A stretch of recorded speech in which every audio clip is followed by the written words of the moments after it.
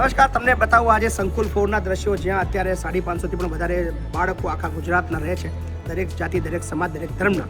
અને વિદ્યાનગરની આસપાસની અંદર ઘણી બધી કોલેજોની અંદર અભ્યાસ કરતા બાળકો. અને હવે તો રસોડું પણ આપણે ત્યાં ચાલુ થઈ ગયું છે. સૌપ્રથમ તમને બતાવું રસોડું, અને ત્યારબાદ પછી કેવી રીતે રહે છે એ બતાવીએ.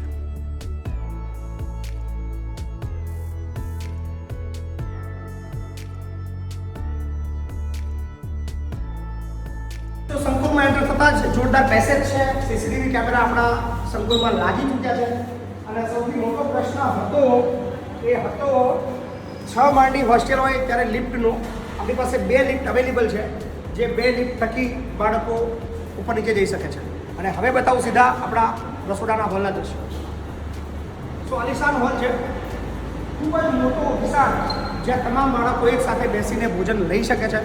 રસોડું જોવું છે, આવો રસોડું બતાવો.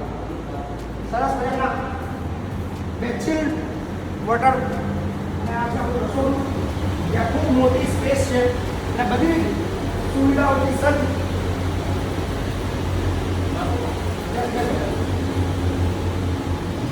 આ છે આપણો સ્ટોરેજ હોલ, જ્યાં તમે લોકો જે કરિયાણું મોકલો, સહયોગ આપો છો, એ અહીંયા સ્ટોરેજ થાય છે.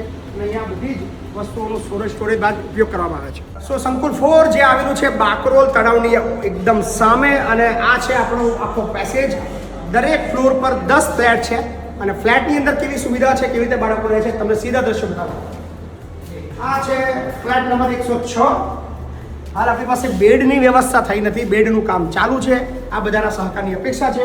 આવી રીતે દરેક રૂમની અંદર 3 બાળકો ને રાખવાની વ્યવસ્થા છે. દરેક ફ્લેટની અંદર વોશરૂમ છે,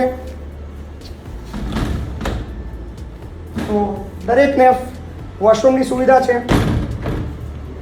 અને અહીંયા પણ સરસ મજાનું એક ફ્લોર છે, ગેલેરી છે, જ્યાં લોકો કપડાં સુકાવી શકે છે અને બહારનો લુક દેખાય છે.